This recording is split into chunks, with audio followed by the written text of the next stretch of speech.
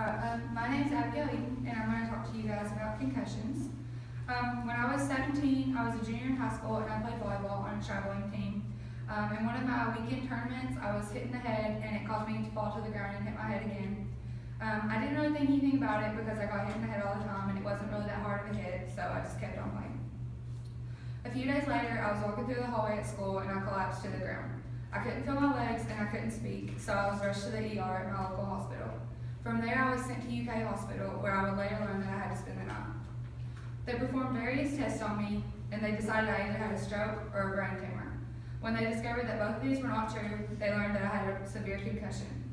Concussions are very serious, and we should all be well informed on what they are exactly, how you can get them, and the possible effects that they can have on you. So what exactly is a concussion? According to Healthline.com in 2015, a concussion is a mild traumatic brain injury that can occur after an impact to the head or after a whiplash-type injury. So you can think of a concussion like a bruise on your brain. So when you're hit in the head, your brain has to go somewhere, so it collides with your skull. My concussion was actually in two parts of my brain because I was hit and then I fell on the ground and hit the back of my head. So it was in my frontal lobe and my cerebellum.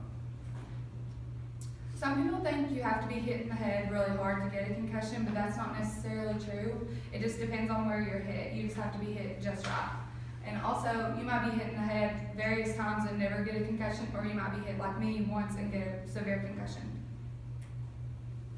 So just like other injuries, everyone is affected differently by concussions. Most commonly, the symptoms are memory loss, blurred vision, nausea, vomiting, and confusion. Since all the symptoms don't happen to everyone though, it's really hard sometimes to diagnose concussions, so sometimes concussions completely go undiagnosed.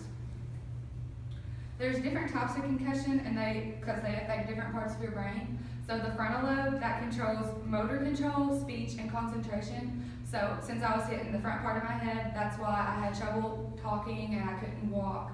And then the next part is parietal lobe, that controls your taste, touch and pressure, and your body awareness.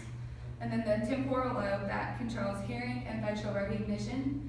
And then the occipital lobe controls your vision, and the cerebellum controls your coordination. So since I also fell on the ground and hit the back of my head, that's why my cerebellum was affected, and I couldn't hold on to things, and I fell down a lot, even like for months after my concussion.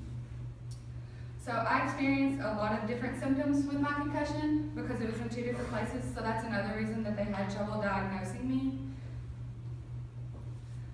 Most commonly, concussions happen in sports and car accidents. I can relate closely with sports-related concussions.